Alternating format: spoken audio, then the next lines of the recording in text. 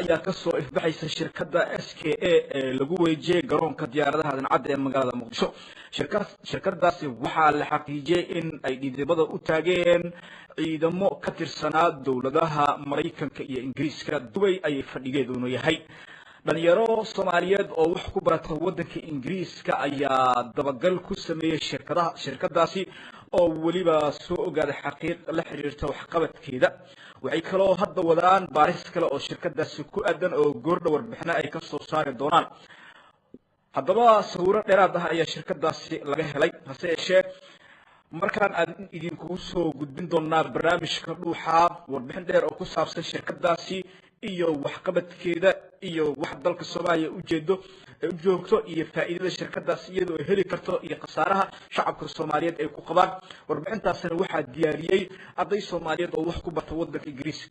shirkadda SKA waa shirkad ka mid ah shirkadaha sida gaarka ah loo leeyahay ee ganacsiga ka sameeya wadamada ay dhibaatadu ka jirto ee ay adag tahay in shirkadaha caadiga ah ay ka howlgalaan. shirkadan oo ay milkiyadeedu leeyihiin rag hore u soo ahaan jiray ciidan ayaa waxa ay ka howlgashaa wadamada sida Iraq,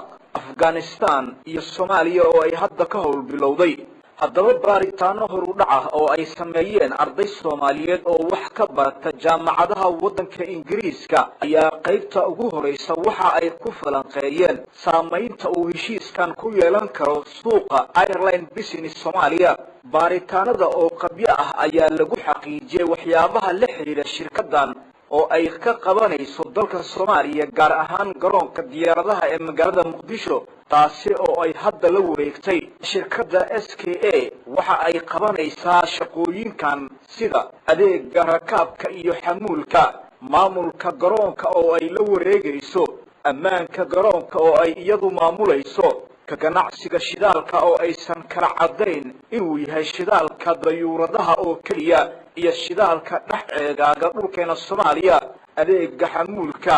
ee cargo waxa ay qabanayso shirkadan waxa uu ku cad yahay heshiiska ay shirkadu kula wareegtay garoonka, isagoo heshiiskaasi tibaaxaya in shirkada la siinayo dhul ay ka dhisato xafiis iyo kayd shidaal. adeega shirkadu ay bixinayso ayaa dadka aan aqoonta fog u lahayn faa'iido doonka danaha ku salaysan ee shirkadaha shisheeyaha ah waxaa u muuqan karta faa'iido kooban oo ay ka heli karaan shirkadan, sida inay kor u qaado tayada adeega ay u qabato rakaabka iyo sidoo kale in shirkadu ay u saamaxdo dayuuradaha in ay sidii hore si ka dhaqso badan ku dejiyaan kuna raraan xamuulka ay keenaan ee isugu jira rakaabka iyo cargo. dhanka kale marka aad ka eegto heshiiska shirkadan SKA waxa ay noqonaysaa tan kaliya ee bixinayso dhammaan adeega garoonka, waxaana arrintan ka dhalanaysa waxa loo yaqaan monopoly power kaasoo u saamaxaya shirkadda SKA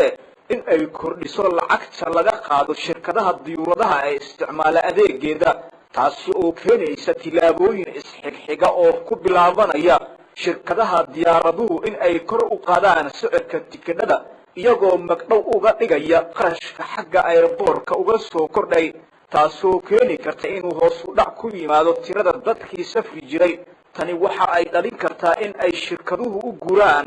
garoomada maxalliga ah ee dalka leeyahay, adeegooduna ka jaban yahay kan caalamiga ah ee Muqdisho. sida haddii xaalku noqdo shirkadda SKA waxaa soo wajahaya hoos u dhac ku yimaada dakhliga garoonka ka soo gali jiray maadaama ay shirkadihii diyaaraduhu ay ka guureen. waxaana arrintan ay keenaysaa in shirkadda SKA ay raadiso fursad ganacsi oo buuxin karta booskii ay baneeyeen shirkadaha diyuuradaha Soomaalidu. tani waxa ay shirkadda SKA u bidhaaminaysaa in ay bilowdo shirkad diyuuradeed oo cusub maadaama ay hadda leeyihiin diyuurado ka shaqeeya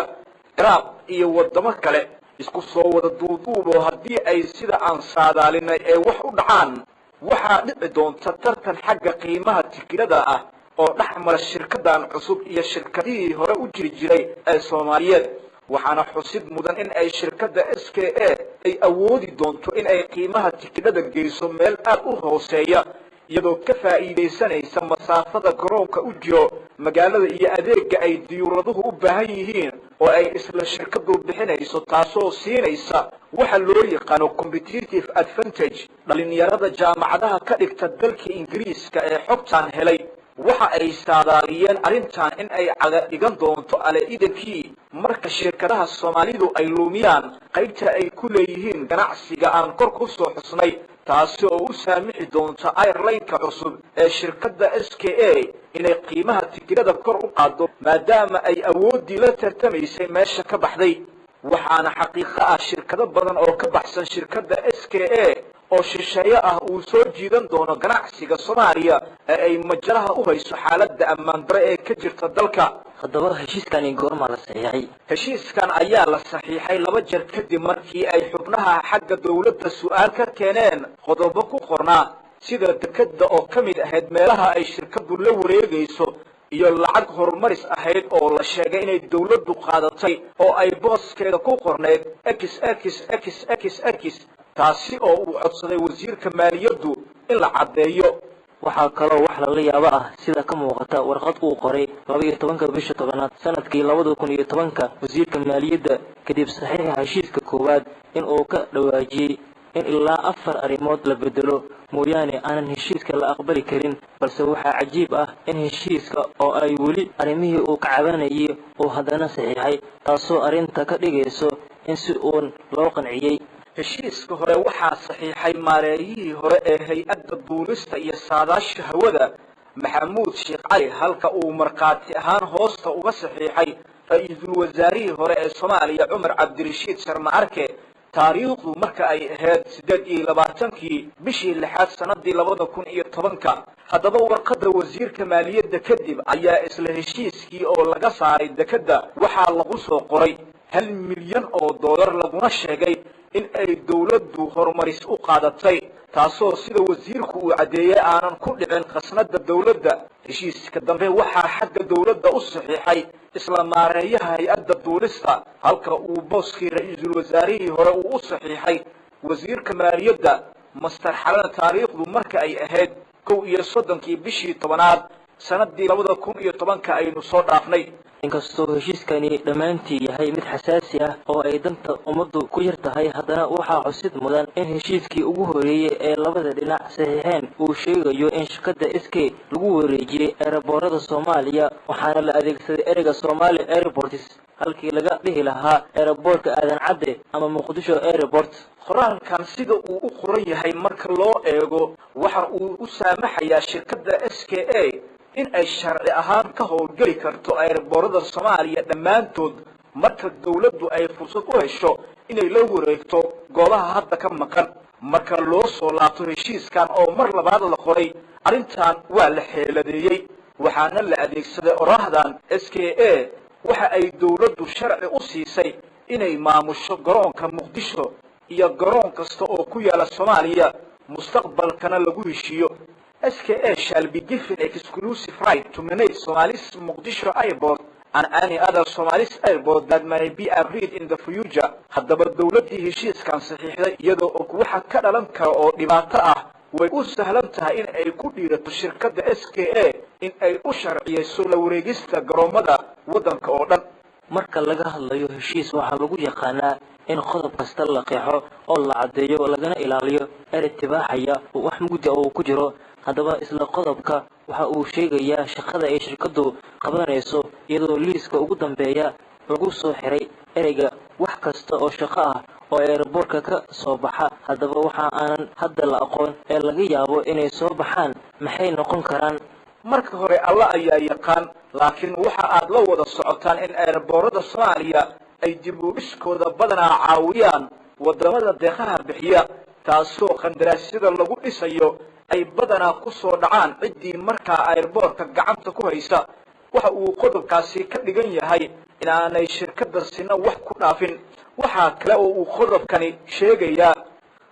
in la siiyo shirkadda SK dhul airportka gudihiisa ah oo ay ka dhisato xero kam ay ka samaysato keed shidaal ayna ka dhisato xafiisyo 2 in ay shirkadu shidaalka keeni karto waddanka taasoo uu heshiisku ka gaabsaday inuu cadeeyo inuu ku eg yahay shidaalka dayuuradaha oo kaliya iyo in kale 3 in wax kasta oo shirkadu la soo degto aanan laga qaadi karin dhammaan lacagaha laga qaado alaabaha waddanka la soo geliyo meesha doonaanba dekada ama aeroboortka ha ka soo degaan. haddaba waxaa cajiib ah in shirkad ganacsi ah oo ajnabi ah oo u timid waddanka inay faa'iido ka hesho laga dhaafo qarashka adeega ee laga qaado cid kasta oo alaab la soo degta oo ay ku jiraan ganacsatada Soomaaliyeed. waxaana taasi ka dhalan kara in ganacsatada Soomaaliyeed ciriiri galaan maadaama ay shirkadu SK alaabteeda canshuur dhaaf ku imaanayso waddanka. GFG will assist and support SKA in any available waivers such as VAT, customs clearance, taxes, special permits and others. qodobka saddexaad ee heshiiska ayaan ku soo qaadan